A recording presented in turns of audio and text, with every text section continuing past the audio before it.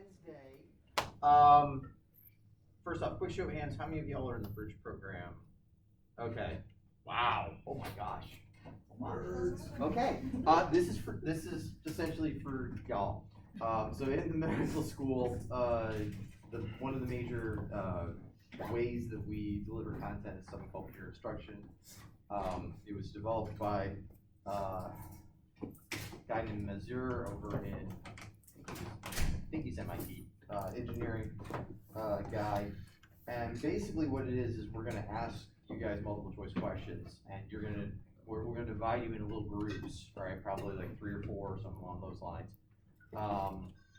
And have you guys talk about what you think the answer to the question is. And hopefully we will have little quicker response system things. We have a set for the department. Dr. Gucci's gonna look for it, hopefully we find it. If not, I'll probably try to find a backup. I think there are some free ones you can use using cell phones, so we'll figure something out between now and when we get Wednesday. Anyways, but yes, the idea of these sessions for this class is that it's a way for us to do review. So we'll have review of my material and Dr. Tucci's material that's going to be on the exam. It'll give you guys a bit of a sense of how do we ask questions, how to think through some of these questions, and that sort of thing. Okay, does that work? Any questions? All right, the sessions are worth like 10 points. You're not getting points for getting right answers or not. So we don't care if you get the answer right or not. We just don't want you to skip the session. That's why we put a point value to it. All right, so that way you're not thinking to yourself, oh, I could use those 3 hours and just study on my own. This gives you motivation to come, because we really want you to do this as a group and kind of get an idea of what to expect. Okay, so now we're done with my material for the exam. This stuff is going to be on the next exam. I need to switch that. The entire second exam is all cardiovascular. It's just me. So yay. All right. Before we get into that, since I did get through the stuff I need to get through, real quick, I know there's 20 of you, but just tell me a little bit about yourselves. Right? So what's your name, where are you from, what major you have if you're in our program, what have you. Which side wants to go first? Should I just point? All right. Thank you. You want me to stand or? You, up to you. What's up, Jasmine? Sure, everybody knows. I'm Jasmine. How you guys doing? I don't know. Well, I'm Jasmine. It's nice to meet you. I'm from Chicago. I graduated from University of Kentucky, and I'm in the bridge program. So our last class started in like 53 days. Which is why we have a compressed program right now. All right, cool. Today's leg day, so I'm gonna sit. I'm Gabby. I'm from Florida. I graduated from Duke University, undergrad and then USF for my master's. Ooh, and that's where I got my PhD. At USF? At USF. Tampa campus? Go Bulls. The old claw. And yeah, bridge program as well. So looking to finish strong. And So we're in Florida. Where in Florida are you from? Like Tampa area? Or yeah, near Tampa. Okay. Yeah. Cool. Nice to meet you.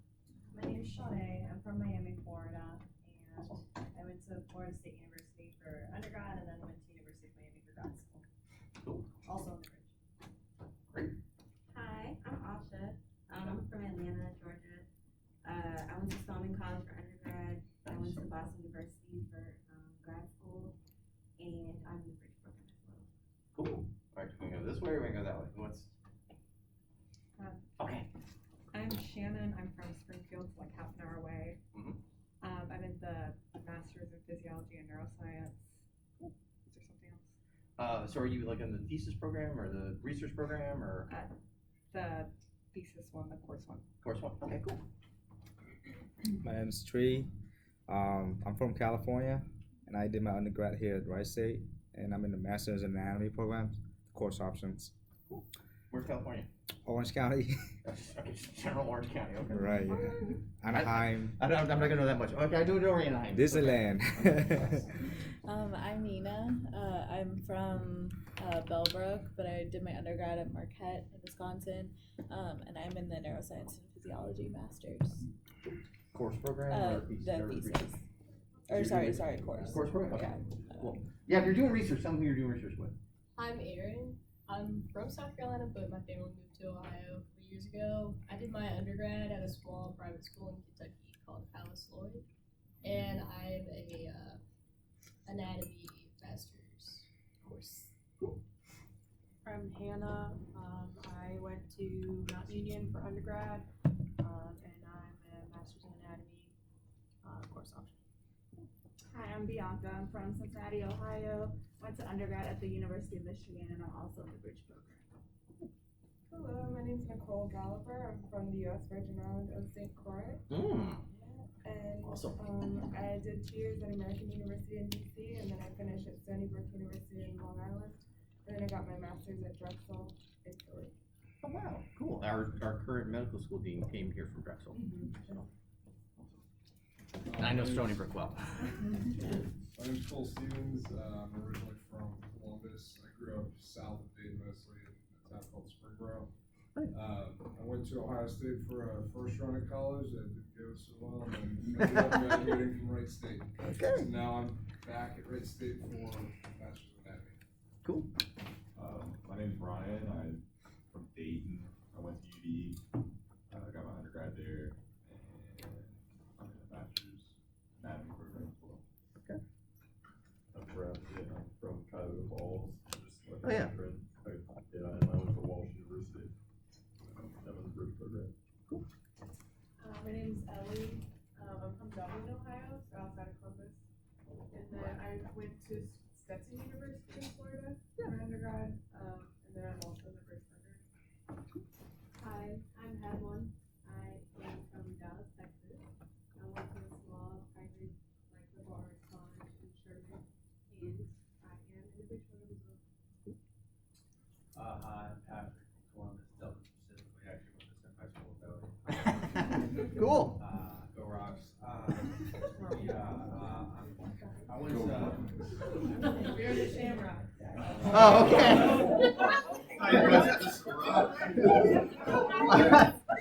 you cannot get a culturally insensitive mascot out of a rock. That's for sure. Now a shamrock maybe, but a rock, no. Yeah, this is huge rock. Awesome. Pretty awesome. High school. Undergrad at Ohio University in Athens, and then from the bridge program. Cool. Last but least. My name is Eric. I'm a real fun guy. I can't really just sit here and give you a whole spiel. That was a quiet one, I'm sorry. My name is Eric. I went to North Carolina A&T for undergrad. I am a master's student here. Cool. Go Rocks. We were the Aggies, actually. My name is Brooke. I am from here. I went to Florida A&M University for my bachelor's and my master's. And I came back home to save some money. And I'm also doing a master's in anatomy program. Cool. Well, welcome everybody. Good to meet you all. I will say I am horrible with names and faces, so please remind me of your name and face throughout the course because it will take me a while to get it. We have like 130 med students currently, and I feel good if half the time I remember the name of the person I'm talking to. So I apologize for it. I tried my best. I'm not a good name person, so if I forget, I apologize in advance. Okay. Now an area I actually find kind of feel okay talking about. Where are you from? Oh, God, I knew me. All right, fine. I'm going to pause this. All right, sorry. So my background. All right, so I'm originally from a small upstate New York town called Oswego. I went to college in Pennsylvania, a small college called Allegheny. We were the Gators, right? So Allegheny Gators. I went to Florida for grad school, University of South Florida. That's where I got my PhD. I did a postdoc at the University of Missouri in Columbia, Missouri. And then I got a job here. So I've been here about 6 years. I teach predominantly in medical school and then do this course in the summer with Dr. Rajucci. Yeah. So your PhD is in Neurophysiology. Yeah, I poke cells for a living. So But they were cells related to cardiovascular things, so at least I'm in my area of somewhat knowledge. So yeah. Okay. Y'all tell me, what does the circulatory system do? And if you've already looked at the notes, you probably know what I'm going to say. But without looking at the notes, just off the top of your head, what is the circulatory system for? Circulate blood, oxygen. All right, what else? Heard what? Nutrients. What else? Get rid of waste products. Anything else? Fluid balance. Temperature balance, fluid balance. All right, so pretty much we got all these. So transport our nutrients to our tissues, remove our metabolic waste. All right, capillaries are going to be where we're going to do a lot of this exchange process, which I'm not surprising anyone with that one. All right, fluid balance, as was mentioned, this is kind of an often overlooked role of the circulatory system, but it's extremely important. Another overlooked one often is temperature regulation. All right, we're hitting the warmer conditions, so you're going to see blood flow increase to the skin to try and shed heat. In too few months, we're going to be back to the cold conditions. I really like Florida, so just going back to winter is not a happy thing for me. So we get to cold conditions, and we actually divert blood away from the skin surface oftentimes in order to try and maintain heat. The old wives' tale that you lose a lot of heat from your head, not true. All right, not saying you do. So wearing a cap is a good thing, wearing a hat is a good thing. But honestly, exposed skin, like your fingers or toes or something along those lines, you're going to lose a lot more heat through that than you are through your head. Chemical signaling. We just spent a week talking about hormones. How do they get to most of the places they get to? The bloodstream. All right. Now, obviously, there are some hormones, we call those paracrine, where they secrete near the cells that they affect. And there's also something called autocrine, which are hormones that act on the cell that's actually secreting it. All right. But a lot of our endocrine stuff is being sent through the blood to our various target tissues. And then the immune response, all right? So blood is extremely important for our immune system, all right? So particularly what are referred to as the white blood cells. I will not ask you to name or identify individual types of white blood cells, all right? But those of you going into the medical school, you will eventually get to know all of these quite well, all right? But we have different types of immune cells that respond to different things, like bacteria, viruses, fungi, other stuff. All right, so those are kind of the basics. Any question there? Okay. We have two circulatory systems. We have what we call the systemic and then the pulmonary. So for the systemic, we're going to focus on the left side of the heart. All right, so I'm going to start with the left atrium. And since y'all have had anatomy before, you probably know this, right? Atrium goes to the ventricle. Ventricles go to the, or at least left ventricle goes to the, what's the vessel? Aorta. Right, left ventricle goes to the aorta. So this is our oxygenated blood. We go out to our systemic arteries, eventually down to our arterioles. Our capillaries are where we have our exchange of materials, right? So going from red to blue here. All right. Venules take us to our veins. And what's the big vein? Literally listed there. Vena cava.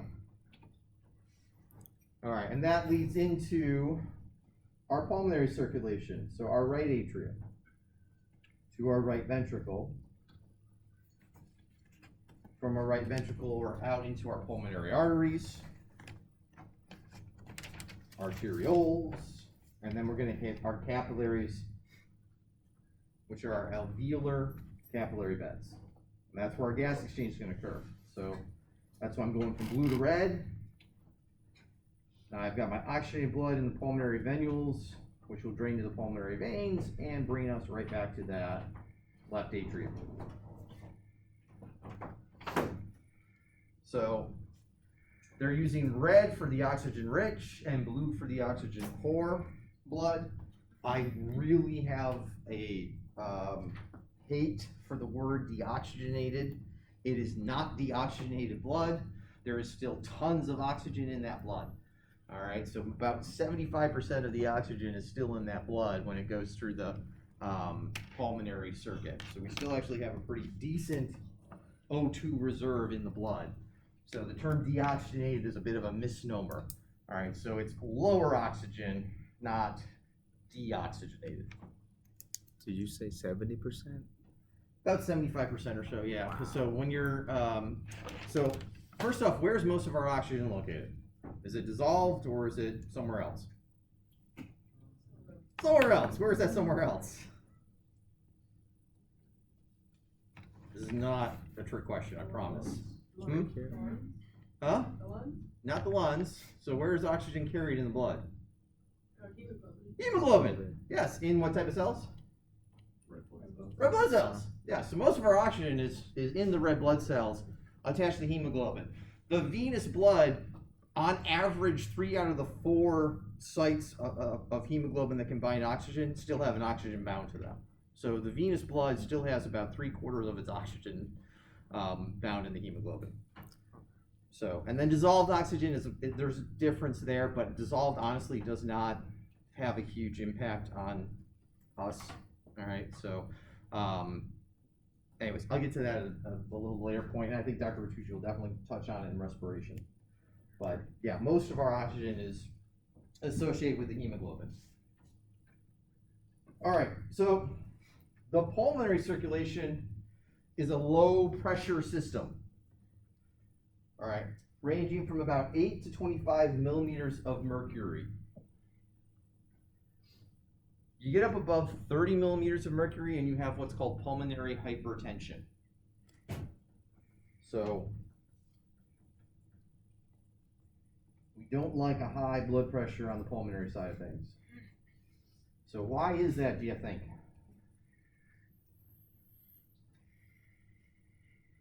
Why is it a low pressure system for the pulmonary circuit? Yeah. Because it's the blood going back to the heart, and it doesn't need to be forced to the rest of the body. All right, so it's got less distance to travel, that's one thing. So we're only going from the heart to the lungs, which are pretty close by, and from the lungs back to the heart. What else? Why might a high pressure be a bad thing? You might not know this because you may not have had enough respiration to know this yet. So where's the gas exchange occurring? In the lungs. Capillaries and where else? So where's the gas coming into? What's called? Alveoli.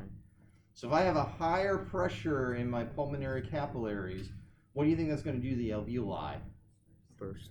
Well, I mean, extreme examples, yes, it could do that. But it's one of the things that it does, it kind of compresses down on, pushes down on them. So it reduces the amount of space, basically. So it reduces the efficiency of gas transport. So one, the alveoli are somewhat fragile, but two, the amount of pressure that's in those pulmonary capillaries can have an impact on the size of the alveolus and how efficient gas exchange is. So anyway, again, I imagine Dr. Bertucci will probably talk about that a little bit more when he talks about respiration. Systemic side, as you might imagine, is a bit higher, right? So ranging from about 80 to 120 millimeters of mercury. That's our mean arterial pressure, not our what's called systolic and diastolic, all right? Although, what is a healthy systolic blood pressure and a healthy diastolic blood pressure? 120 over 80. All right, so that's, yeah. Most of us are now considered hypertensive. So about half the country is considered hypertensive because 130 is now considered bad.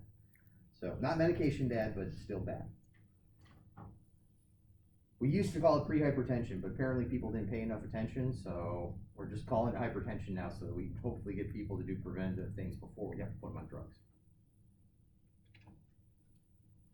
All right, so what is the point of this? This is showing you the various parts of the heart and the direction of blood flow. Would I expect you to be able to explain this in words? Most definitely. Okay, so what are some of the important things to note? All right, so obviously, the fact that we have 4 chambers, right? So 2 atria, 2 ventricles. And like I said, I heard a lot of people with master's anatomy, so I'm assuming I don't need to go into detail.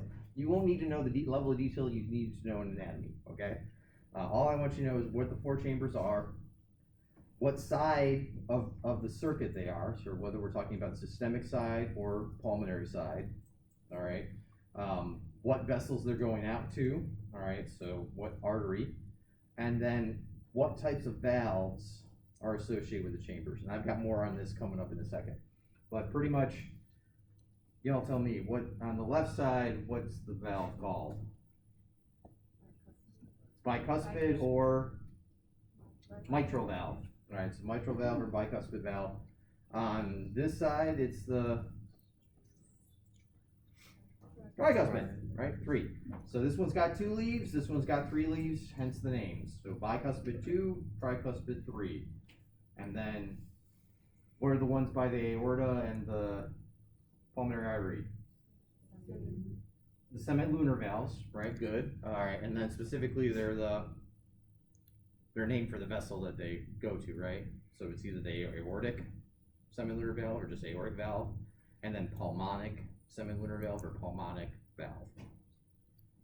Usually they'll leave out that semilunar name.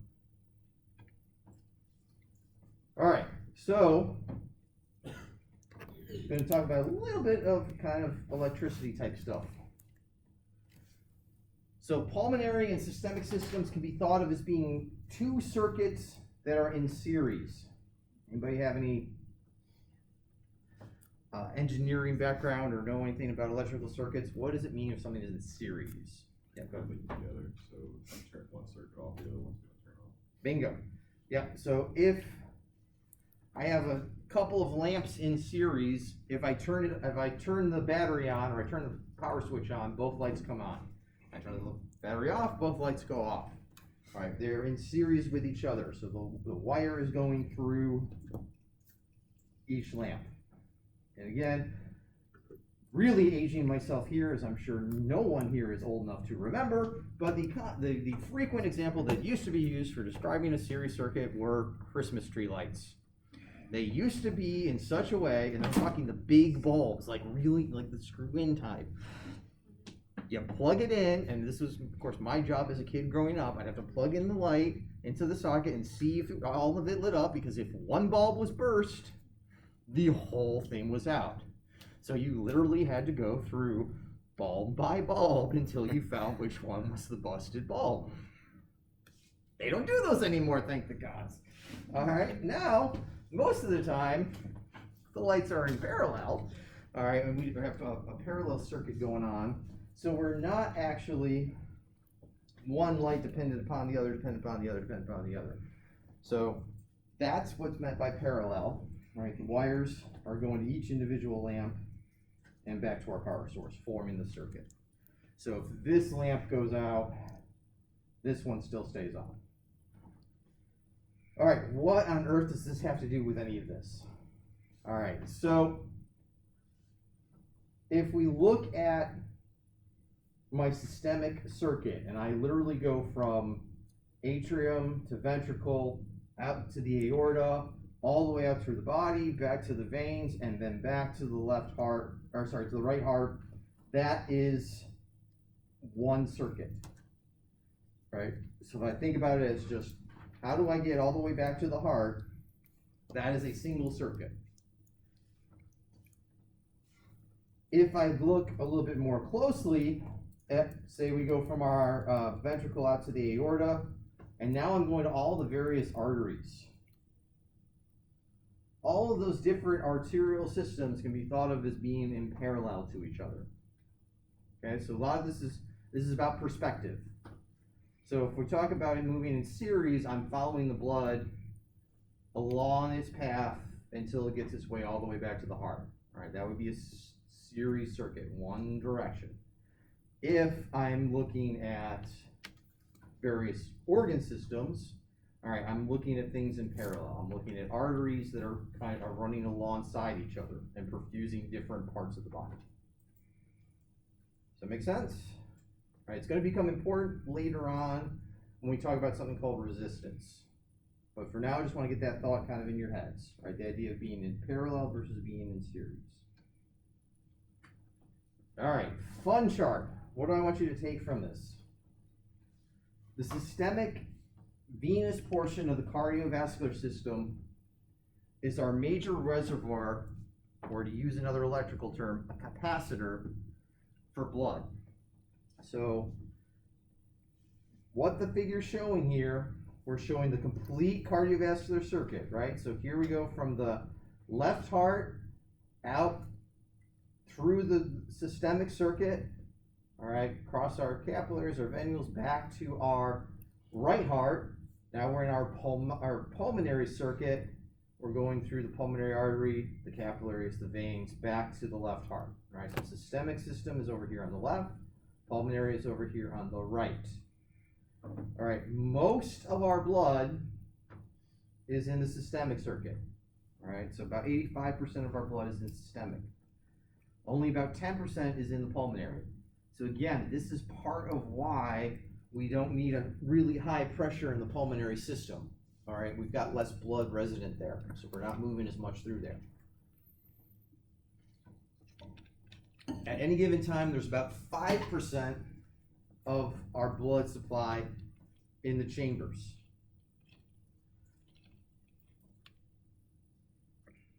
Now, fun question. This is kind of a read my mind question.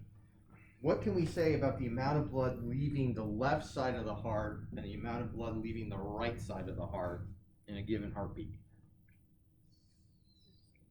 It's the same. All right, cardiac output is the same. Why? Why is it important that that be the case? Yeah. I know you don't like the term deoxygenated, but lower oxygen blood. We need to make the lower oxygenated blood. I mean, we're replacing it, so when you push all the oxygenated blood out, you need to replace it with the same amount of deoxygenated blood. So I feel like that's why it would be the same. Partially. I mean, it's more along the lines of if they did not output the same amount, then we would have an unequal, eventually we'd have an unequal distribution. So if the pump keeps running, one side versus another is going to start backing up. Does that make sense? So if we have improper matching of the two sides of the heart, in other words, one side is putting out a different amount of blood than the other side, then that can lead to edema in one part of the body or another, depending on which side is working on. So, but generally the output is matched so that the inputs and the outputs are always equaling each other. All right, so down here, and of course this is an unfortunate thing with the way the figure is set up. All right, because the 65% is tiny compared to the 20%. All right, so the length of the bar has nothing to do with the percentage. It's showing you which portion of the system we are in. Okay, so the arterial side only has about 20% of the blood. All right, 65% of the blood is found in our venous system. So you can think of that essentially as like a reserve. All right, so these are rough percentages. All right, we can change the amount there. So if we have a reserve of 65%, that means I can tap that reserve. So where would be instances where you might shift blood from the venous side to the arterial side? Bleeding. Huh? When you're bleeding. When you're bleeding, yes, actually that is correct. Yes, if you're hemorrhaging, one of the responses is to shift blood. Yep. Capillaries? Say again? Capillaries? What about capillaries? Because aren't you saying where it exchanges blood? No. When would we go from blood in the venous side? Why would we shift blood over to the arterial side in the systemic circuit? Yeah. Exercise. Exercise. Excellent. Great example. That's one of the easy examples. So anytime you're going to have an increased cardiac output for some reason, exercise is a good example of that. You're going to shift the blood from the venous side to the arterial side. Other things are going to be responses that are going to cause an increase in blood pressure. So hemorrhage, one of our responses to try and stop the hemorrhage is to increase our cardiac output and increase constriction of our blood vessels. So we're going to increase our blood pressure. So we shift blood over to the arterial side. So anyway, that's to keep perfusion up, because arterial side is going to the capillaries, and that's where our gas exchange is going. All right, and then pressure. So we talk about the systemic system having a higher pressure than the pulmonary system, and it's true, all right, but the vast majority of that high pressure is just, actually all of it, is on the arterial side of things. Once you get to the when you get to the arterioles and into the capillaries, the venules, and the veins, those are lower pressures. All right, so our high pressure is essentially restricted to our arteries.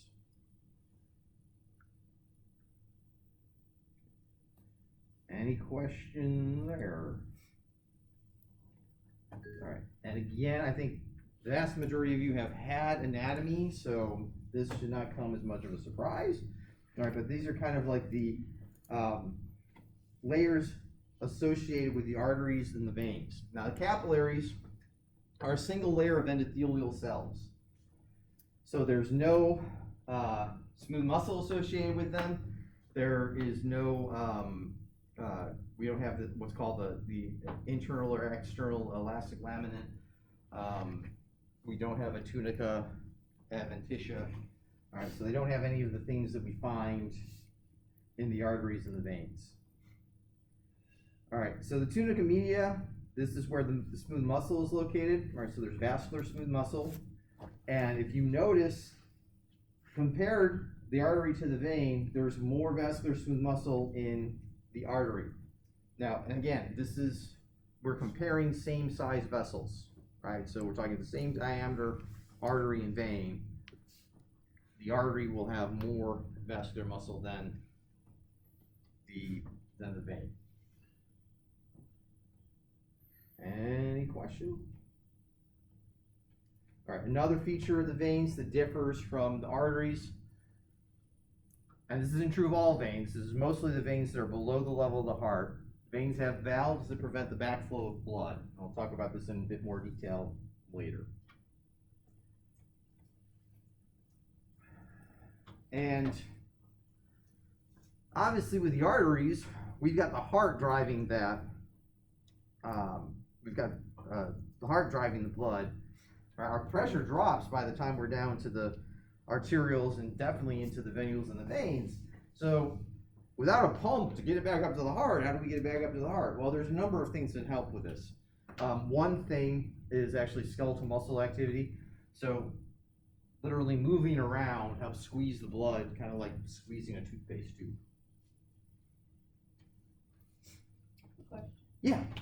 So would we have more, I don't know if this changes, would we have more valves in our veins and like our lower extremities, for example, because of how gravity works? That's exactly the reason. Yeah, and we're going to talk about that in more detail coming up. But yes, that's exactly why. So yeah, that helps with gravity. All right, I've got, I think, two different versions of this figure, and what I'm trying to get you all to see is kind of a couple of things. One, right, the red on there, or the blue on the other side, is indicating the size of the lumen. So the size of the lumen relative to the wall of the vessel. So notice the arteriole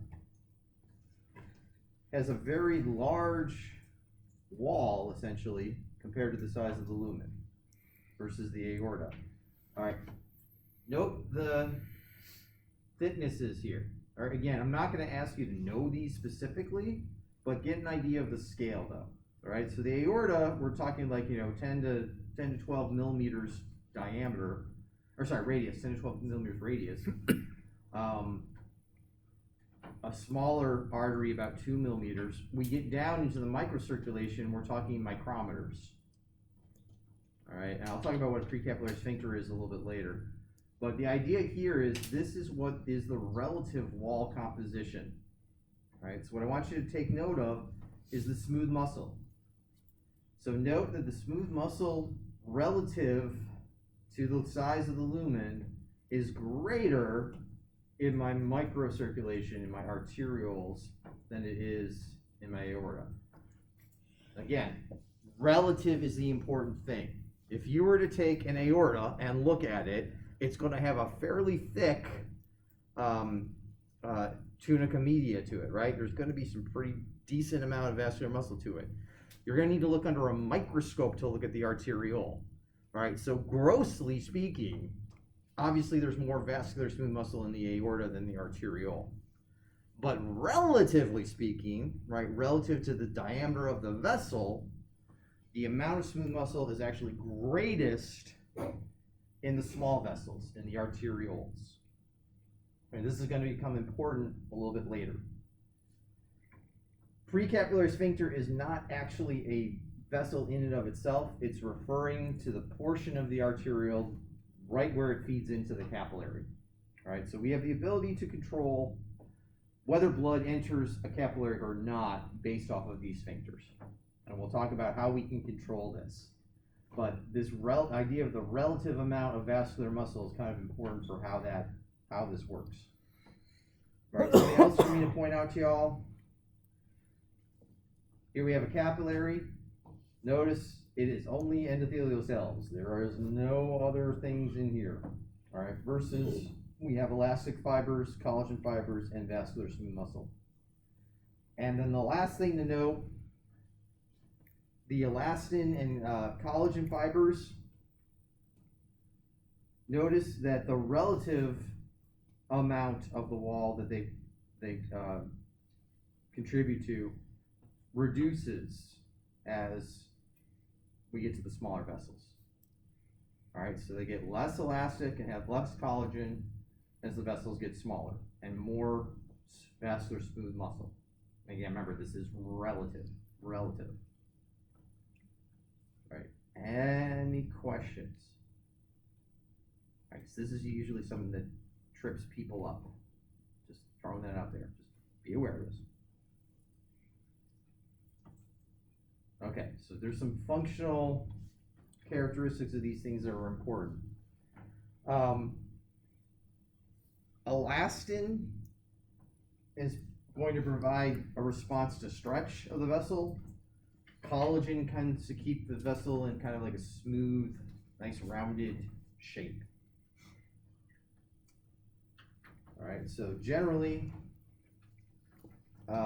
like with the aorta, for instance, we don't want to see a loss of elasticity. Why do you think that is? Why would that be bad if our elasticity drops in the aorta? Just fold in on itself.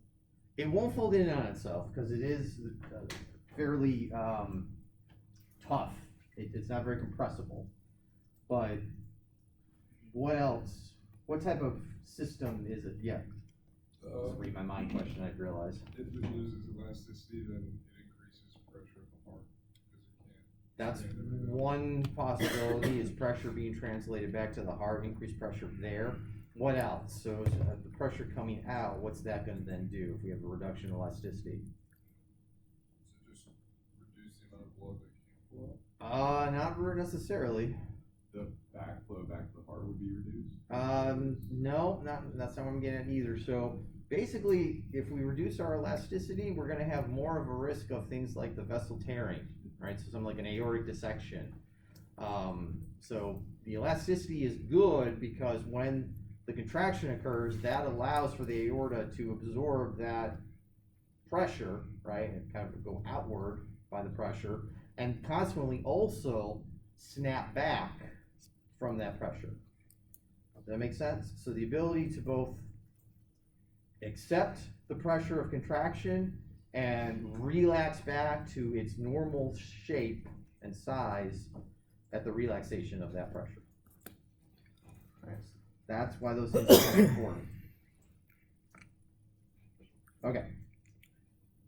And like I said, capillaries is just a single layer of endothelial tissue.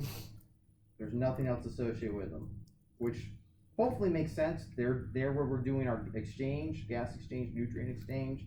So we don't want a thick barrier. All right, so this is basically that same figure, but done slightly differently.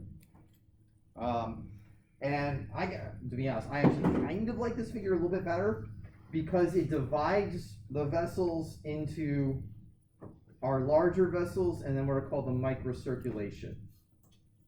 So these are more proportional in size to each other, like reality, and this is showing you like the true size of the vessels as well in comparison. All right, versus this last figure, everything's kind of, notice all those, this circle is almost the same size as that circle, right? So that's not to scale, right? This is more to scale. But same idea again across. We've got relatively more smooth muscle in the arterial vessels compared to the venous vessels. All right, particularly when you're comparing same size vessels. The greatest amount of vascular smooth muscle relative to wall size is going to be these arterioles. Yeah, question. So do these numbers hold true to like all of the veins in the body? Like no, so veins are going to be, you're going to have different diameters. This is just examples of veins. So it's just giving you an idea of the overall relative size of these. So some veins will be larger, some will be smaller. But yeah. Same sort of thing with the arterial. Like, so you've got some that are 30 micrometers, terminal arterioles are roughly about 10 micrometers. You're going to have anything in between that range for different size arterioles. So yeah, these are basically, so again, don't memorize sizes, don't memorize the numbers, just make sure you kind of understand the concept. All right, that was supposed to be my break to mention, do you have questions? Well, you're asking questions good, which is, good throughout. All right, any questions up to this point? This was kind of our intro. All right, so a little bit more detail. I'm going to focus in a lot on the microcirculation because this is where a lot of things happen in the cardiovascular system. So arterioles can either vasoconstrict or vasodilate. So remember what we said, they've got vascular smooth muscle that surrounds them. They are the determinant of what's called total peripheral resistance, TPR. I'm going to come back to this concept many times. All right, it's a very important concept in cardiovascular, in the cardiovascular system. So the idea of what our resistance is in the system. And as you might suspect, the arterioles are the major regulator of flow through the capillaries because they end in what are called those precapillary sphincters. And I showed you they were on one of the previous diagrams. They are not, it is not themselves a vessel. We're talking about the very end of the terminal arteriole. Serves as what's called a precapillary sphincter. Oops.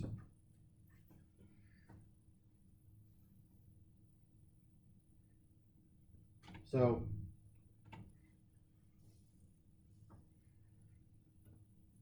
we can preferentially either constrict or relax the sphincter to allow flow to go to specific capillaries or capillary beds. So essentially, try to get my mouse, there we go. Essentially the top portion of this figure, so here we're showing a capillary bed. The way they're kind of showing this, it looks like the majority of the capillary, of the precapillary sphincters are actually tightened off.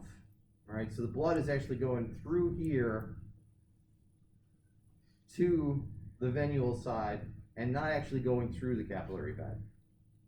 So that might be like, think about, we're talking about temperature regulation. If it's cold outside, those precapillary sphincters will prevent the blood from going into the capillary beds that line the skin tissue, right? So that blood is not going up to the surface the way it would if it was warm. So we have the ability to control whether or not blood gets to a certain region. Can you show the flow one more time? We couldn't see your mouse. Oh, sorry. So here's our capillary bed. Still can't see it? Use the pointer. Oh, yeah, I'm sorry. It's on there now. It's all there now. And then it goes away. Okay. See, it doesn't go away on mine up here. I didn't know that, so thank you for telling me. All right, so yeah, so here we have our capillary bed. And what they're showing here, notice there's no red anywhere in the capillary bed. So that suggests to me that all these capillary sphincters are closed. And what they're essentially doing is only allowing blood to go through to the venule. All right, so this is actually acting as what we would call a shunt. All right, so this is something called a meta-arteriole. And if the and it says right here, it serves as a vascular shunt when all the precapillary sphincters are closed. So the example I gave was if we were at a warm temperature, or sorry, if we're at a cold temperature and I don't want to lose heat, my capillary sphincters will be tightened up on capillary beds that are right under the skin. So that blood doesn't come up to the skin, it stays a bit further, a bit deeper. And that way we don't lose the heat. What might be other instances where you would either cause increased flow to a capillary bed or decreased flow to a capillary bed? What are some scenarios where we want to do those things? You got like a cut. We got a cut, like, so what is it? What would happen?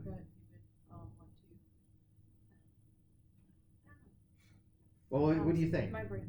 I So would want to say that it would want to increase so that you could get more fibrin and stuff to the area, but Probably not, because honestly, what's flowing through the blood is probably enough. So if we have a tear of a capillary, the stuff we need for the clot's going to be right there. So we don't need increased flow. okay. So what do you think is going to happen to the capillaries upstream from the cut? They're gonna constrict. Or Yeah. yeah. Yeah, you're going to get constriction of those precapillary sphincters so that we're not leaking blood into the tear. So yeah, that's one instance. What else? Will it decrease when we're like exercising or running so we can expel the heat that's with our skin? So you're saying decrease contraction of the sphincters, in other words, dilation, so we're getting rid of, yes, exactly. So yeah, I'm just making sure I understood what you're saying.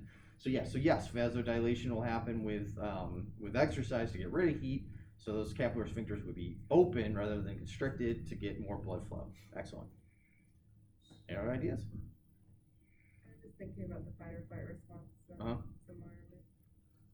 Okay, so with that, where would we see some spots we would see increase to our capillary beds, but there also would probably be spots where we would see a decrease in capillary beds. Where would that be? How would that split occur? Probably to like your digestive system and increase to your muscles. Bingo. Yeah, so we talk about fight or flight versus rest and digest. So autonomic activation would be another example where you would see something like that happen. If it's sympathetic, we usually think about more blood flow to the capillary beds of our skeletal muscles and less to our viscera, right? So our internal organs. And then the opposite, if our parasympathetic is more active, right, we're just chilling out, relaxing, we just had a nice big meal, all right, then more blood is going to want to go to our viscera to help us digest that meal, and we don't need as much going to the skeletal muscles. Okay. All right, any questions there? All right, so already mentioned this one. So the idea of a meta-arteriole, and then there's what's called an arteriovenous anastomosis, right? Fancy way of just saying that the artery and the vein merge together. So in this case, there is no capillary bed. So I'm not doing exchange through here. This is blood just shunts from here to here without any exchange. So an arteriovenous anastomosis is a pure shunt. There's no exchange going on. The meta-arteriole, on the other hand, because of the presence of these precapillary sphincters, we could either let blood through some of the capillary bed or all of the capillary bed or none and just go ahead and shunt from the arterial side to the venous side.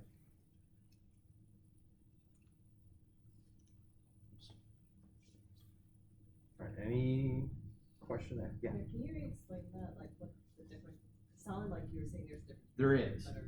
Yeah, so in this case, the arteriovenous anastomosis is just a fancy way of saying the artery and the vein merge into each other, right? They join into each other. There is no exchange here at all because there's no capillary bed associated with this structure. With the meta-arteriole, there is a capillary bed. So the amount of exchange can be as much as none, because all the precapillary sphincters are closed, or we could have a large amount of blood flowing through the capillary bed if all of them are basically kind of wide open. So it can go, and anything in between those extremes. Yep.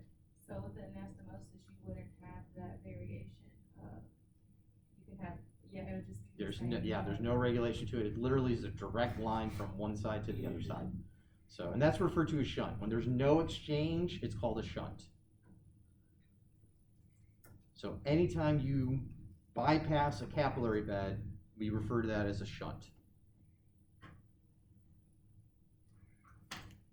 Now, as you might suspect, this is a little bit more of a common scenario than this, because why would we have blood just go from the artery to the vein and can't do anything with it? It's kind of pointless. But it's not pointless. There are some reasons for shunts. We're not going to go into it or into the details, but there are some examples of these types of things in the microcirculation. All right.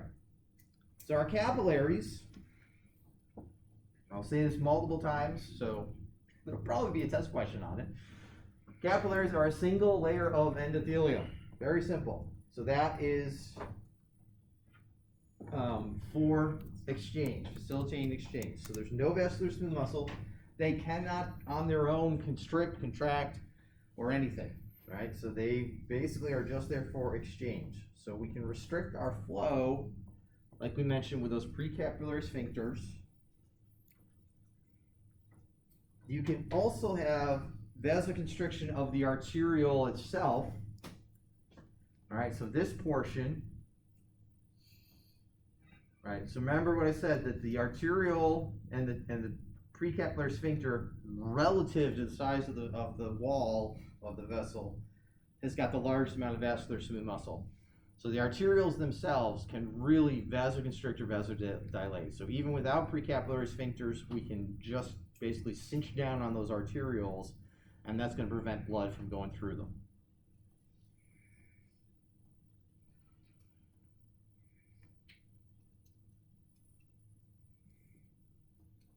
All right, so in other words, we've got multiple mechanisms that we can control the blood flow to the capillary beds. This was a little harder to kind of wrap your head around. Vasoconstriction of the venule can also wind up restricting blood flow. It can also wind up doing what's called, it can increase filtration. So basically, if the blood winds up backing up into the capillary because we have vasoconstriction of the venule, that kind of facilitates filtration of things out of the capillary, right? So we have an increased, what's called hydrostatic pressure in the capillary that's kind of pushing fluid and solutes out through that endothelial.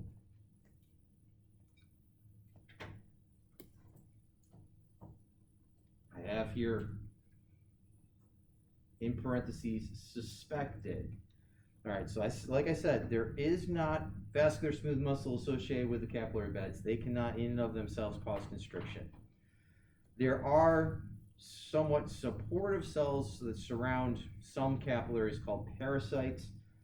And I'm not saying parasite isn't like parasite isn't like the baby on the mom. I'm talking P-E-R-I-C-Y-T-E site around the cell. So there are some supportive cells around some types of capillaries called pericytes, and there's some limited evidence for some ability to cause a little bit of either constriction or relaxation utilizing those cells. So again, you gotta go to the literature for it, and how important it is not well established or anything. So it's probably not a big deal, but I've seen it in a few different places, so I figured I'd mention it. And oftentimes things we don't think are a big deal wind up being a huge deal.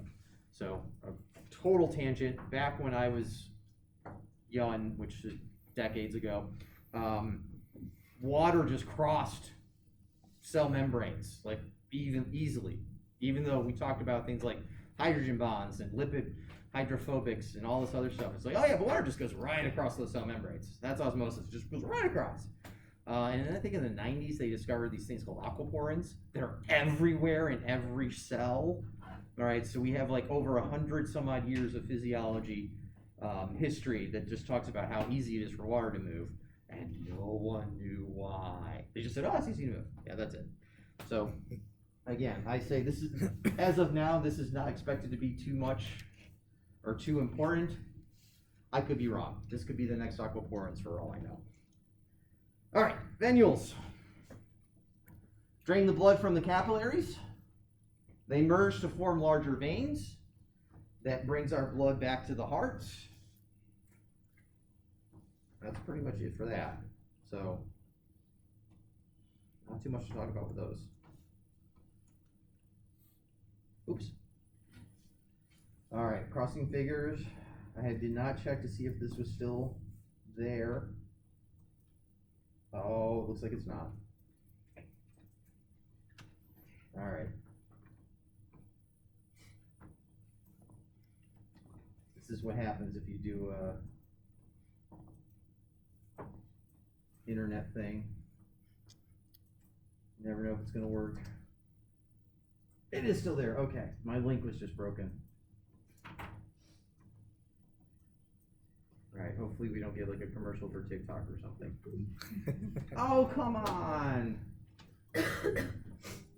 Oh, they must have removed the video. Darn it. Okay, all right, I'm gonna have to find you guys another one. Basically, it was a great video. I absolutely loved it. It showed blood flow through a capillary bed. It documents that. Yep. It works on the slides. It works on the slides? Yeah. It's not working on mine. It's working on yours? Mm-hmm. Yes, sir.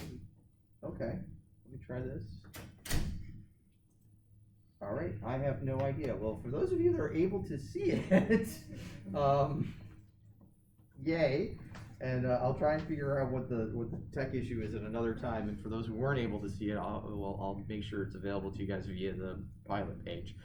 But basically the idea is that it kind of shows the flow through a capillary bed, and the main point that I wanted to try and get across is if you notice, blood flow through the capillary is very slow. So you got red blood cells basically marching along, and then you hit a venule and it just speeds up.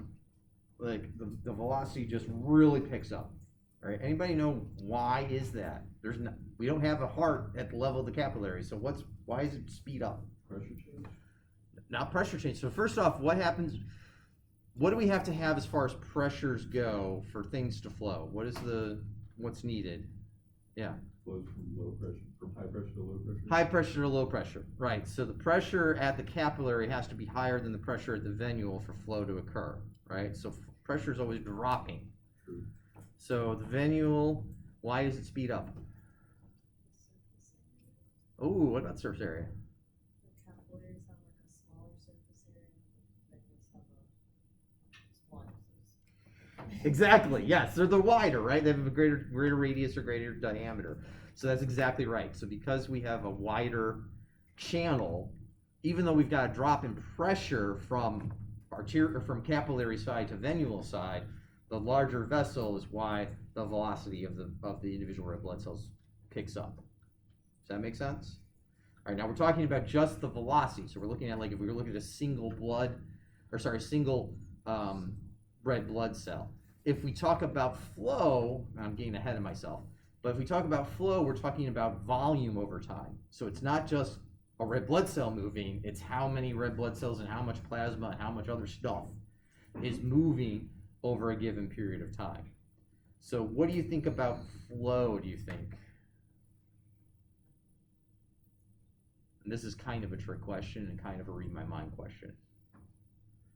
Yeah. Would it also increase? The same. Flow, it depends. Again, it depends. So it depends on how we look at it. So if we look at the entire system, flow in the circulatory system is relatively constant. But if we look at it from an individual sort of perspective, like an organ system, or we look at like capillaries versus venules versus veins, then flow can vary. Does that make sense? So the overall flow of the system tends to be very constant, right? Because our heart rate's not changing too terribly much, right? So we're always having similar output. So what comes in, what goes out is staying relatively the same. But we shift how much is going to different parts of the body. So flow within individual components will vary depending on conditions and things like that. Does that make sense? Yeah. I remember studying something for the MCAT, and I remember it being confusing, but it was something about how, is it true that flow increases in the capillaries because there's more of them. It's like you're supposed to think of it as more like an additive because you increase like surface area or something. Yes, and we're gonna get to that. We're gonna get that?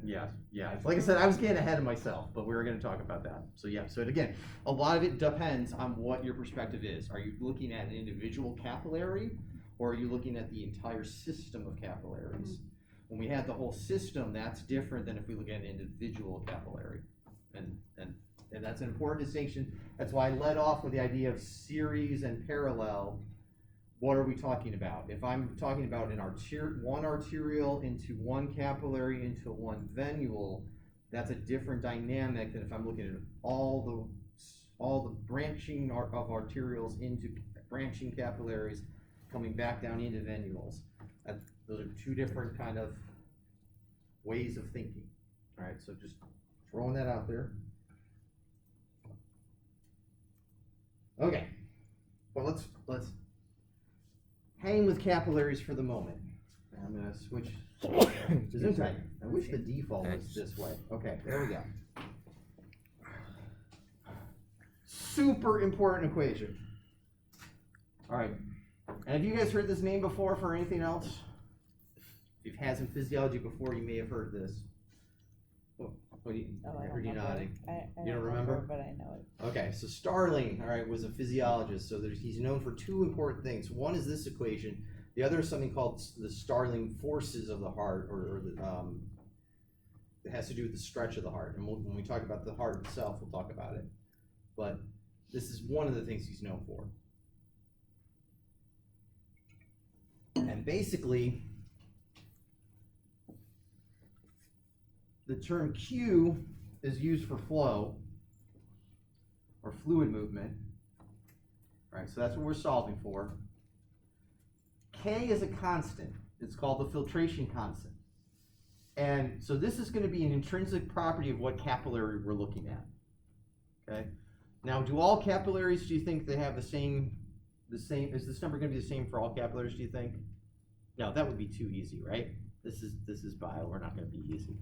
So why do you think this would vary, or how would it vary, do you think? Or where would it vary? Legs versus arms? Maybe. Fenestrated and continuous. Oh, what's all the, yeah, what are those words? Explain. Pores in the capillaries or the openings in the capillaries. Yep, so fenestration refers to a window. All right, one of my favorite terms, right? So defenestration is to throw somebody out a window. Just great term to know and throw around a cocktail party. So, yeah. So fenestrated refers to little like windows. There's like little openings in them. All right, then what was the other type you mentioned? Continuous or sinusoidal. Yep, so continuous means that there's really not a gap between those endothelial cells. Where would we find examples of that? Skin. Where? Muscle tissue typically. Okay, where else? Yeah, the blood-brain barrier. That's the biggie. So the biggie is the blood-brain barriers. We're going to find it. We're called tight junction capillaries. So not a lot of space between them. And then sinusoidal means there's big holes. So fenestration is little tiny pores. Sinusoidal means that they're like basically open. So where do you see that? Does anybody know? Bone marrow or spleen. Bone marrow. Where else? Spleen. Spleen. Liver. Yep, those are your biggies. So liver, spleen, bone marrow are all areas where there's like a lot of opening to the capillaries. That's why they're called sinusoidal. They can flow into these sinuses. most capillaries are going to be somewhere in between, tight and so they're not going to be wide open typically. Fenestrated are very particular. There are a few places where they are definitely found. There's portions of the GI tract where they're found. They're really important in the capillary. When we get to renal, I'll talk about that in some detail. But basically, that means this number will vary. All right. If it's a tight junction, this value would be close to 0. In other words, most stuff is not getting through. A sinusoidal would be close to a value of 1. All right, does that make sense? So the easier it is to get through, the higher that constant's going to be. The harder it is to get through, the smaller that constant's going to be. Okay? All right, then we have 2 terms. All right, this first term is called the hydrostatic term. The second term is what's called the oncotic term. All right, so the big P is standing for hydrostatic pressure. The Greek letter pi is standing for oncotic pressure. All right, so hydrostatic makes sense. That is literally what is the pressure the fluid is exerting on the area that we're talking about. So that first term is relatively simple to understand. The first is the hydrostatic capillary pressure minus what's called the interstitial hydrostatic pressure. So this is the fluid pressure outside of the capillary.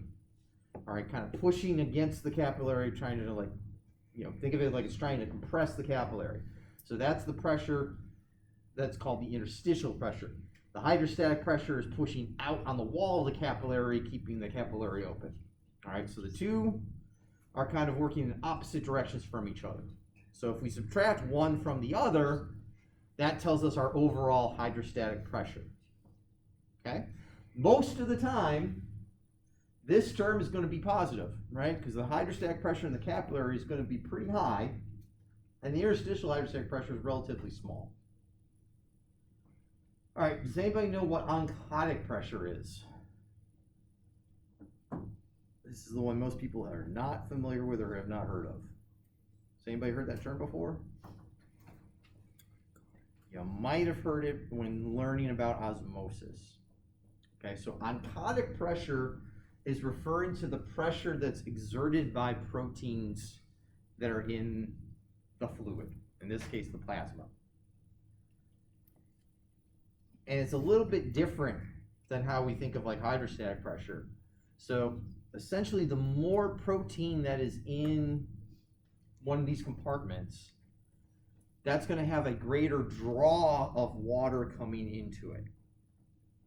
Does that make sense? So if there's more protein, think of it as, and again, the water is not sentient, so it's not thinking this, all right? This is just a convenient way of describing it.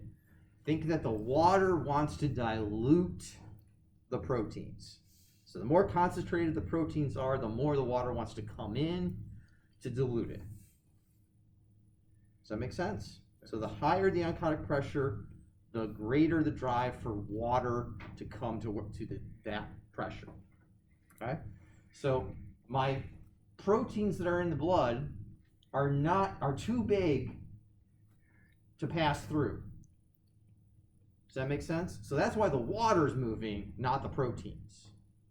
Right? The proteins can't move, so the water's moving instead.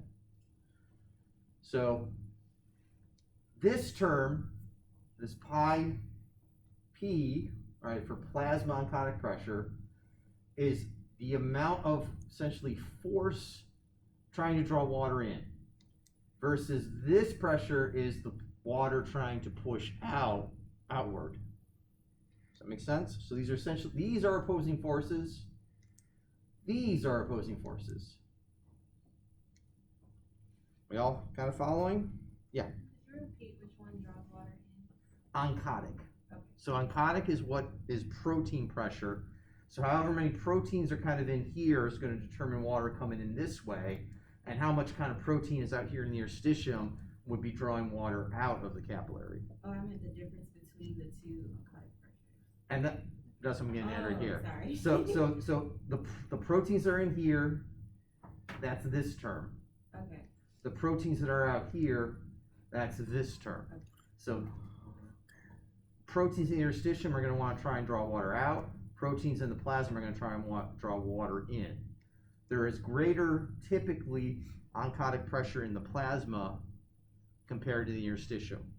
So this oncotic term typically is water coming into the capillary. So when we combine the two terms, most of the time we have hydrostatic pressure trying to push its way out, and we have some oncotic pressure trying to bring its way in. What value we get determines whether or not water is going out, coming in, or no movement. When this term is bigger, in other words, this winds up being a positive value, QF is positive, when the hydrostatic term is bigger typically, that's going to promote filtration. As we're moving blood along the capillary, my hydrostatic pressure is going to start to drop, right? Because water is leaving the capillary. Well, the water is what's generating the hydrostatic pressure. The proteins are left behind. So hydrostatic, this term is having less of an effect. This term starts to have more of an effect. At some point along the capillary, this term and this term will be equal to each other, and there's no net movement, right? My value is 0. As I keep moving along the capillary, my oncotic term is now going to have a greater impact than my hydrostatic term, so my value is going to be a negative value.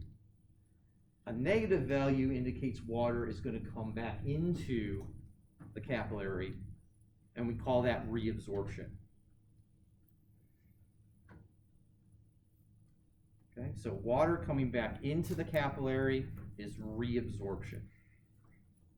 And just based on the way the capillaries are set up, the closer we are to the arterial end of the capillary, the more that favors filtration. The closer we are to the venule end of the capillary, the more that favors reabsorption. So PC and PI is the hydrostatic term? Correct. And what term with IP and PI? So that's called the oncotic term.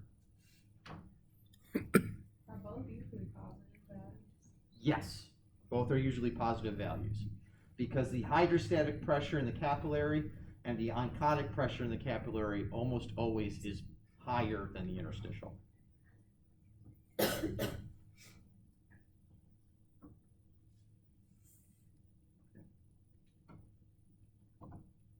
Any questions?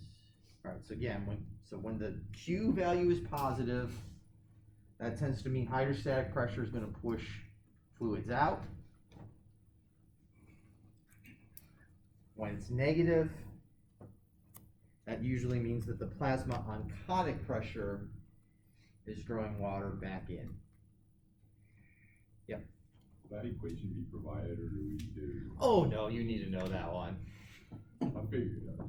Yeah, no, I'm not that nice. No, you need to know the equation and how to potentially solve it. I will say that most of the time I will just tell you to assume K. And when I ask a question, most of the time it will say in there, assume K equals 1, just to make the math easier on y'all.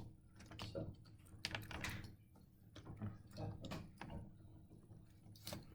All right, but yes, you can almost guarantee that I will give you a question that includes values for all of these things, and you'll have to solve that equation. Almost guarantee that. There'll be no conversion, like it'll be like the default measurements. Oh yeah. I'll give you with the units and everything. I won't.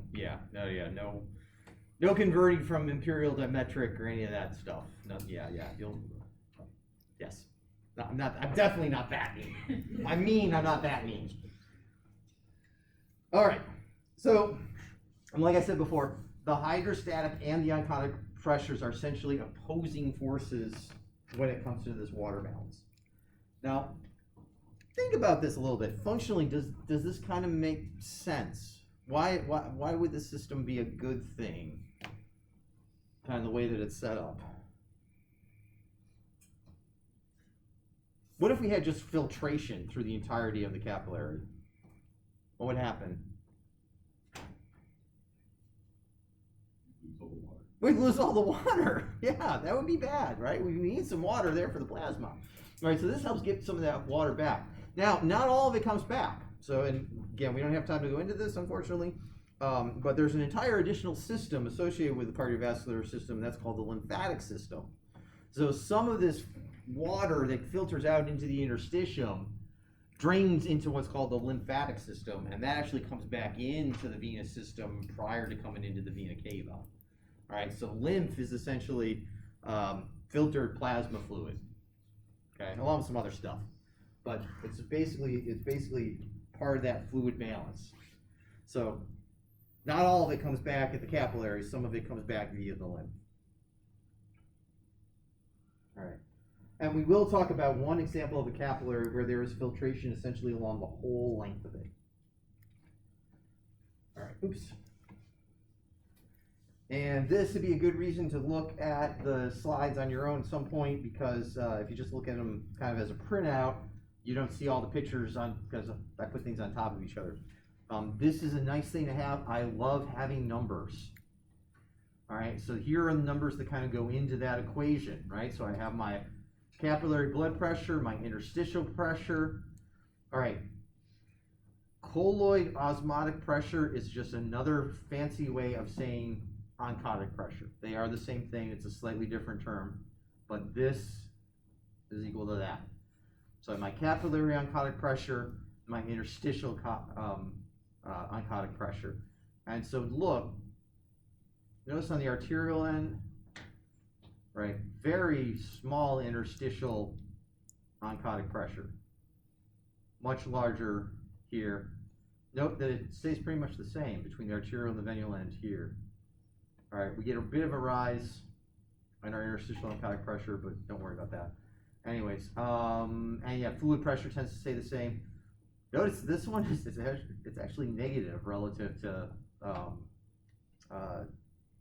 don't worry about its relative to. Anyways, it's obviously lower. It's lower. So if you play with those numbers,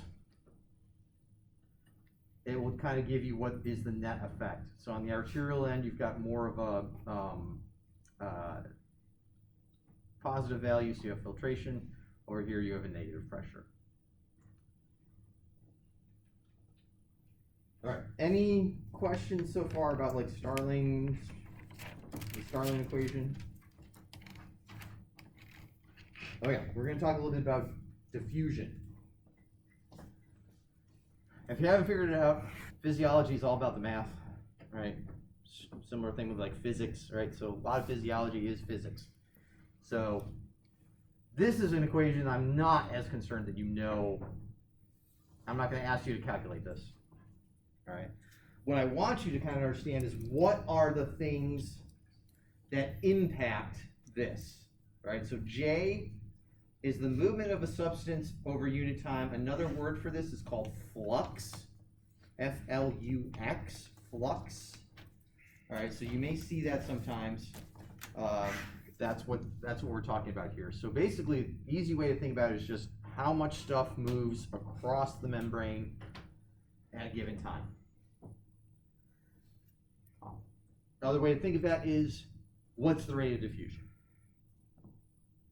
So now in this case, we're talking about specifically diffusion across the membrane. With Starling, we were talking about moving things between endothelial cells. Okay, so we were talking about mostly water, although some solutes are going to go with the water too, right? Not proteins, but smaller solutes can go with the water out of the capillary between those endothelial cells.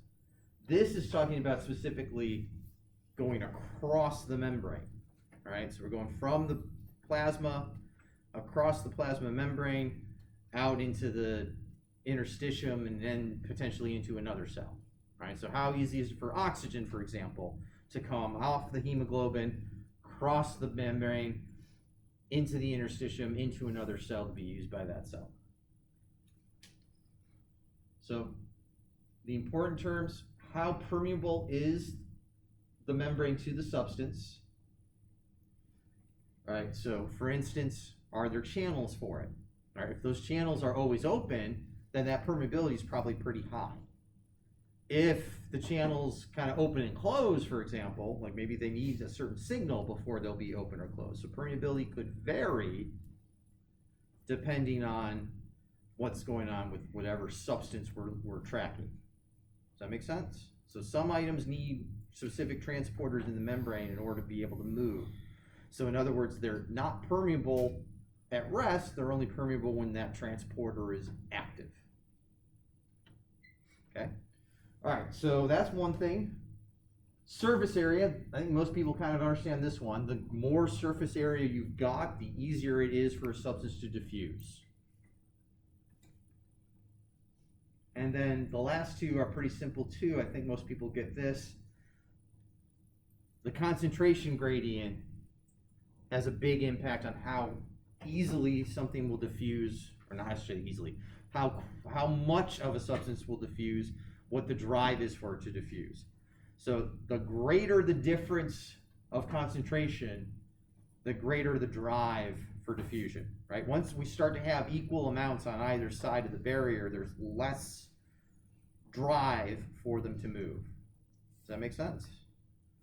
All right, so think about oxygen. That's an easy one, right? So I've got my oxygenated blood. I'm going to tissue that's metabolizing. Its level of oxygen is lower than in the plasma.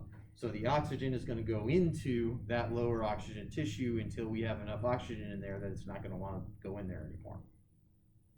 Make sense? All right. So, like I said, Starling forces are going to refer to that water movement between epithelial cells.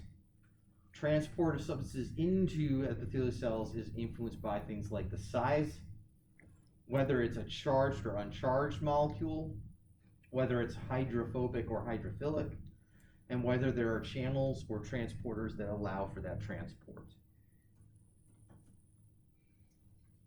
So generally, if something is a charged item or a large item, there needs to be a specialized transporter for it to move usually. For really large items, then we start to get into things like membrane blooding, like endocytosis and that sort of stuff. But for smaller items, usually it's a channel that's somewhere in that plasma membrane. Any questions? Okay. All right, to give you kind of some perspective, I love this.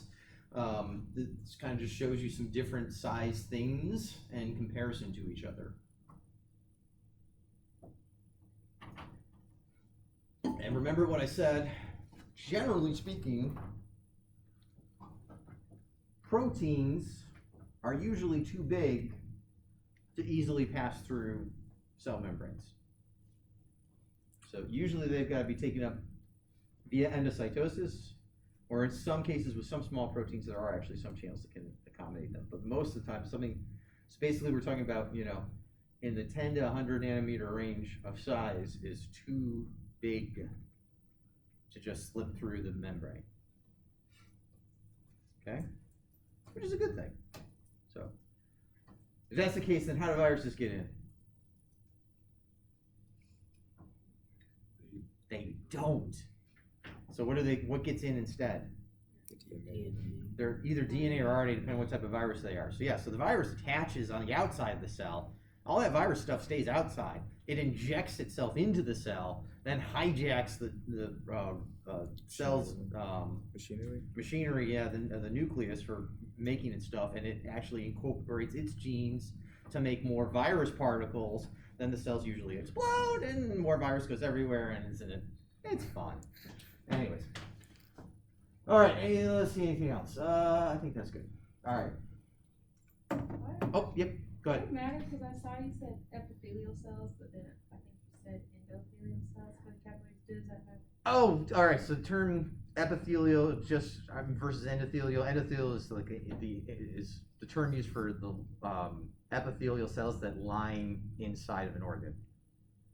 So it's just different words for this kind of the same idea. Epithelial is overall a type of cell type, and then endothelial is specifically referring to where it is located. So sorry, yeah, I tend to use the terms interchangeably, and I probably shouldn't.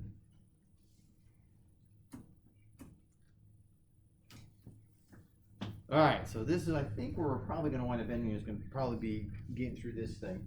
So I mentioned this earlier, and someone mentioned that gravity is the reason why we've got more of these veins on the veins that are found below the limbs.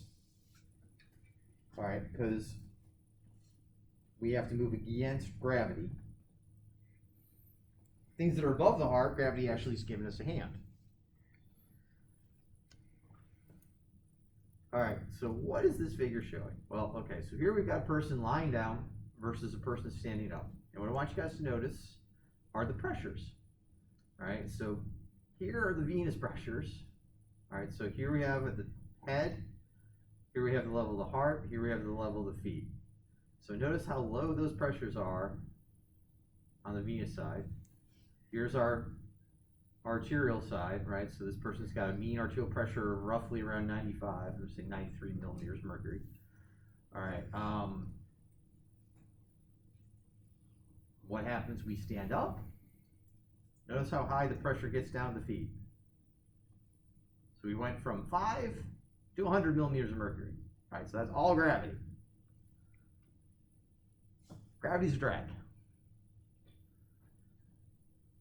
It also affects the blood in the arterial side, right? But if you notice, well, maybe you can't notice really looking at this, but the venous side is kind of more impacted than the arterial side, right? Any idea why that is?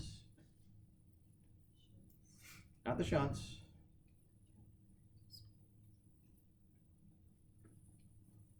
Can you ask that question? So the venous system is more impacted by gravity than the arterial side. Now the arterial side is impacted, don't get me wrong, but we see a greater impact. Because that has a greater amount of smooth muscle to push the blood along.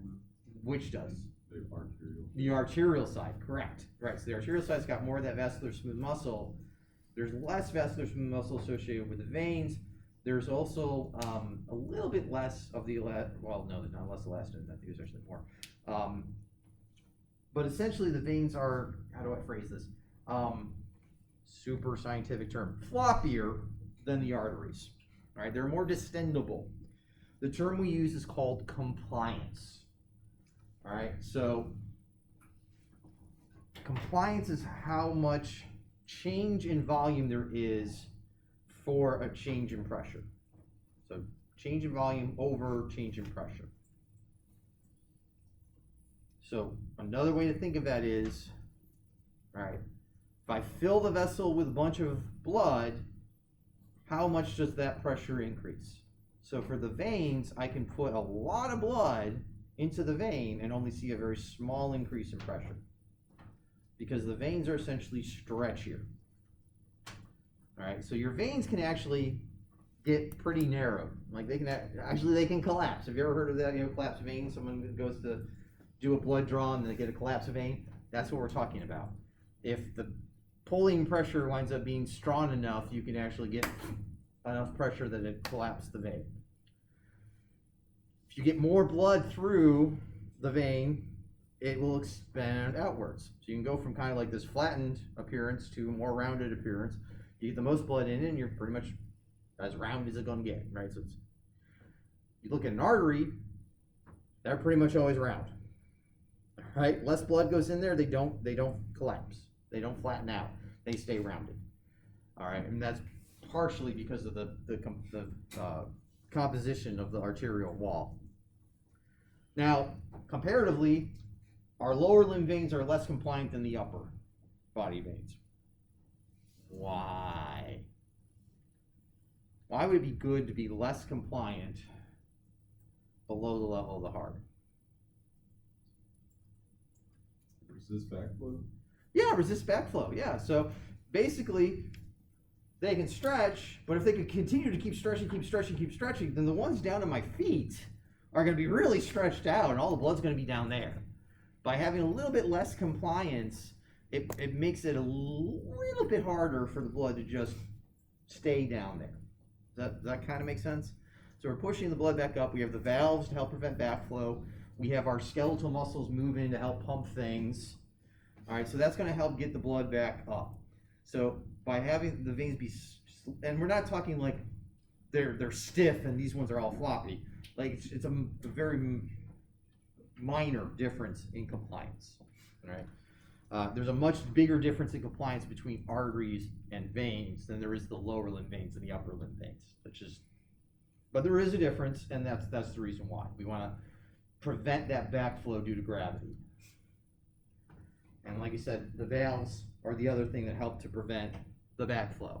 So it gets up past a valve, it starts to come back down. The pressure of it moving down is actually what closes those valves. That makes sense? So freely goes up.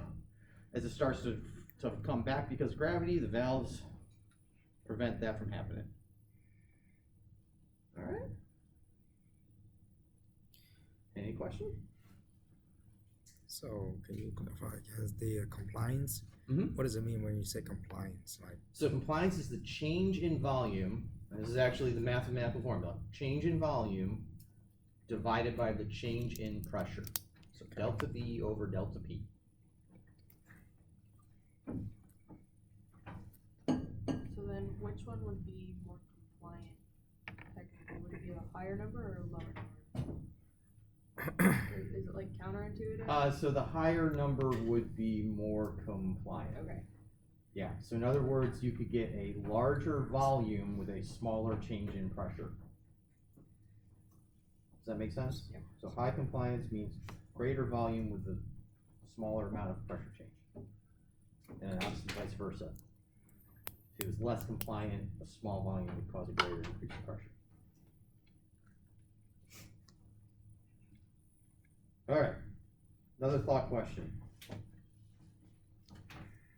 So why does venous pressure drop when we're walking or running compared to standing? So here, walking, running, standing.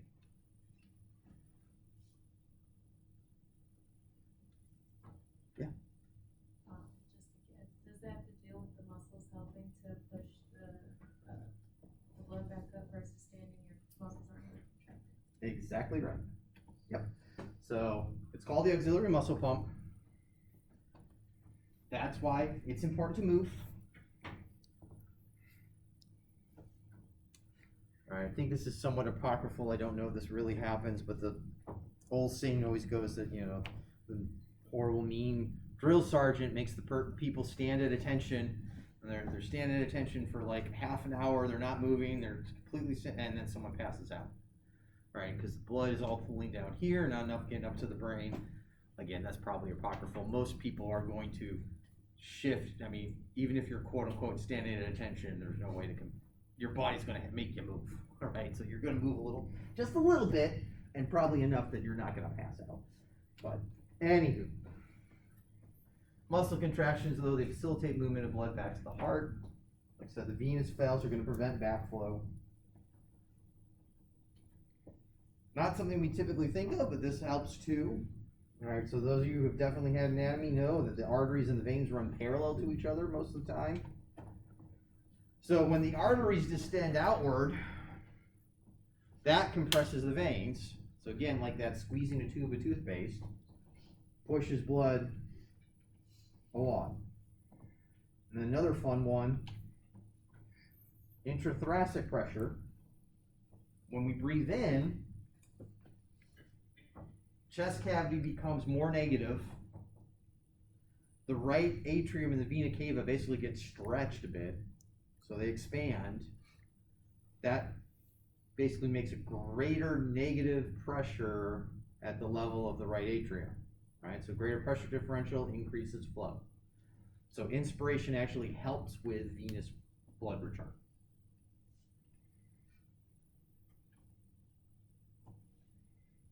Yeah. Does this have to do with why, with older people, they tell them to pause when they're standing up? No, that has to do with something different. We will get to that at one point, I hope. That's something called the baroreflex, and that we will talk about that. So baroreflex regulates our blood pressure, and it kind of keeps it within a certain set. The older we get, our sensitivity for that kind of reduces. So if you stand up too quickly, gravity has this effect, there's a drop in pressure relatively quickly, and before we can compensate, if enough blood is drained from the head, basically, then you you can pass out.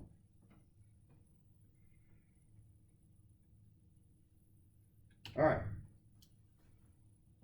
I like to throw this out here, and this also reminds me to tell you all, if y'all want to get up, walk around, move about, I mean, this is a 2.5 hour class. I try to give breaks, different points, so we're now sitting for 2.5 hours, but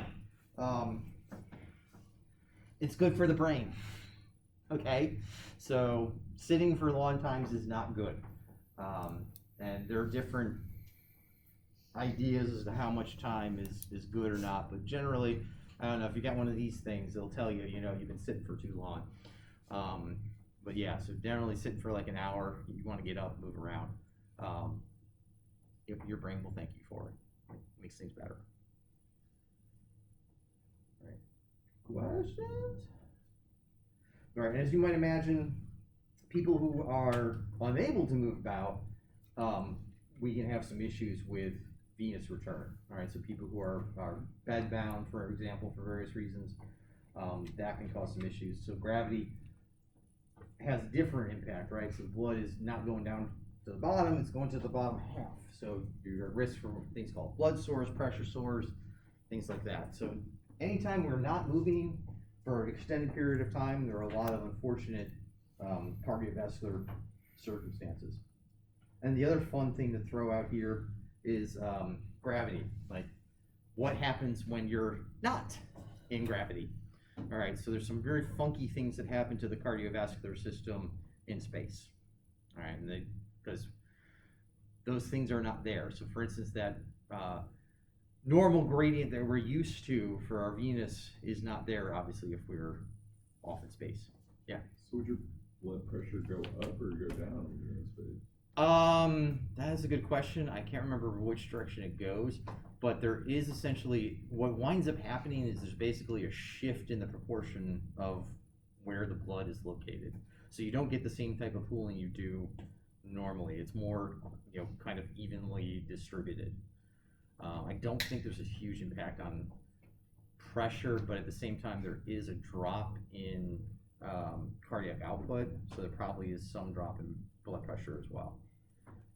But anyways, so, but yeah, prolonged microgravity does some very funky things to the cardiovascular system. We're not designed for it. Way back, again, really dating myself here. Early 20th century science fiction talked about how we're going to have all these satellites, or we're going to have habitats on the moon, and this is where we're going to put all the old people because they won't have the effects of gravity and they're all going to live to be like 200 years old. And then it turns out gravity is kind of important because we kind of, you know, evolved over millions of years in that. So going to no gravity is actually a bad thing. Oops. All right, venous system properties. Already talked about a few of these. So the pressure is very low in the venous system. At the level of the venules, we're down to about 20 millimeters of mercury. Remember, we started with an average at the level of the aorta around 100 millimeters of mercury. We're down to about 20 at the venules. And remember, there has to be a pressure differential for there to be blood flow. So you get to the vena cava, you get to where it drops into the atrium, into the right atrium, and right about there, it is basically zero. So we call this central venous pressure. Another term you'll hear for is right atrial pressure. All right, so CVP, or so CVP, PV, or RAP, right atrial pressure. All that means is what's the pressure of the blood right at that spot. So for calculating what's called our total peripheral resistance, we need to know the pressure at the start of our circuit, right? So where the heart is outputting, we need that pressure. And then we also need to know the pressure coming back into the heart. But as I said, this is basically negligible. So realistically, if we just know what our cardiac output is, we can kind of figure out what our total peripheral resistance is.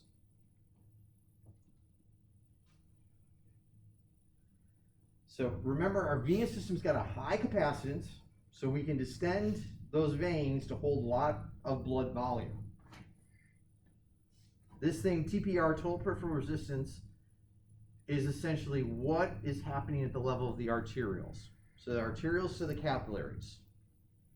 All right, so if I add up the resistance of all of those arterioles, that will tell me my total peripheral resistance. So that's how much the heart has to pump against for blood to flow through the system.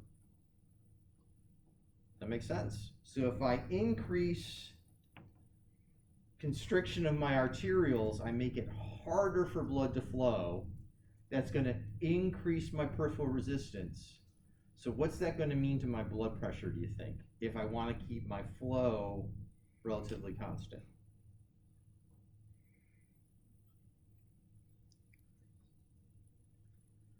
So remember, pressure is driving this. So if I make it harder for the blood to flow, and I want to keep the same amount of blood flowing overall, what has to happen to pressure? Blood pressure. My arterial pressure, let me say it that way. What has to happen to my arterial pressure? My driving pressure. It's got to increase, right? So if I make it harder for blood to flow from the arterial to the venous side, to keep the same amount of flow going, I have to have a higher pressure, right?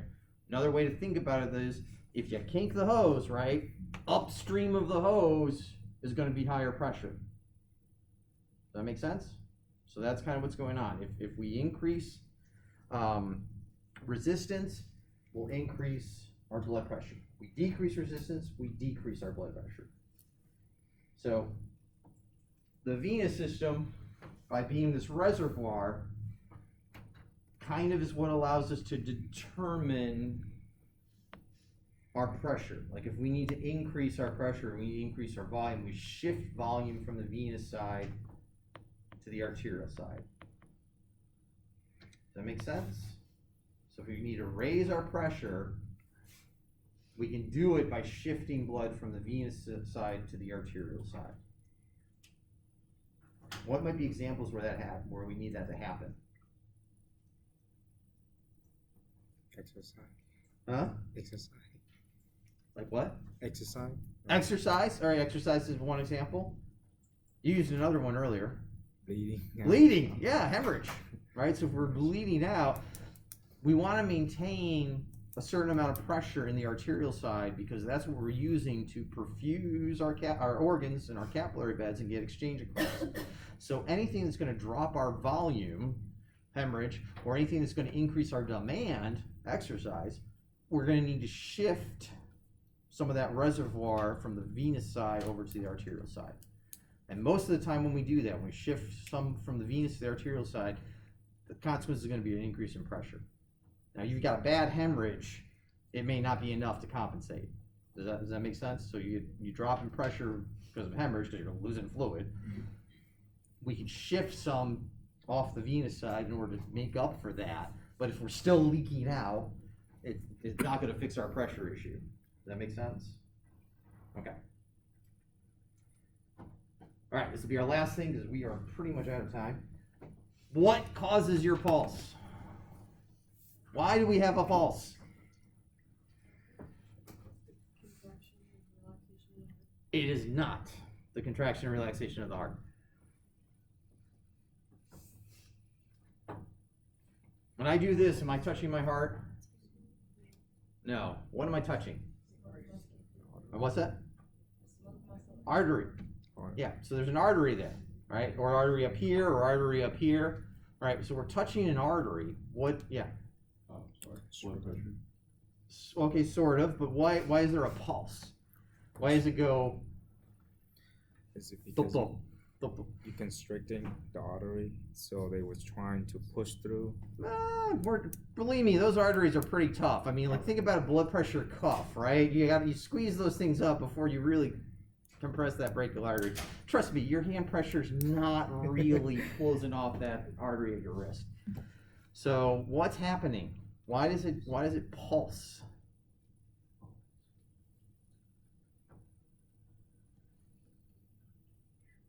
Is that because the heart? See, this is hard. There's not valves. The arteries don't have valves. It does have something to do with the heart, but it's not directly due to the heart contracting. Yeah. Is the valves in your heart opening and closing? Nope.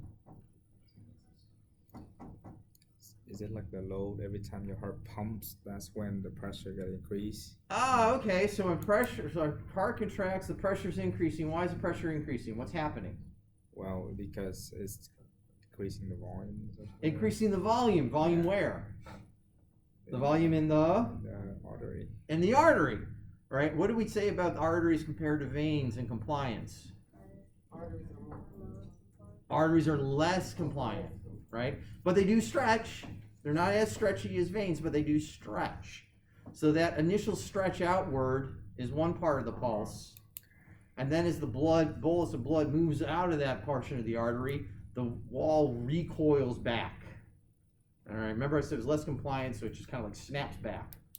So it stretches out with the blood coming into it, and as the blood leaves it, it recoils back to its original size. That's what you feel when you feel a pulse.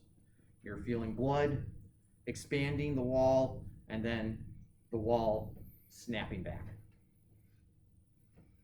Which may just be really gross, I don't know. All right, any questions? I went over like 2 minutes. I keep doing that to y'all. All right. That's it. All right, I'll post this. Obviously, like I said, this portion's not part of your exam. It's on to the next exam.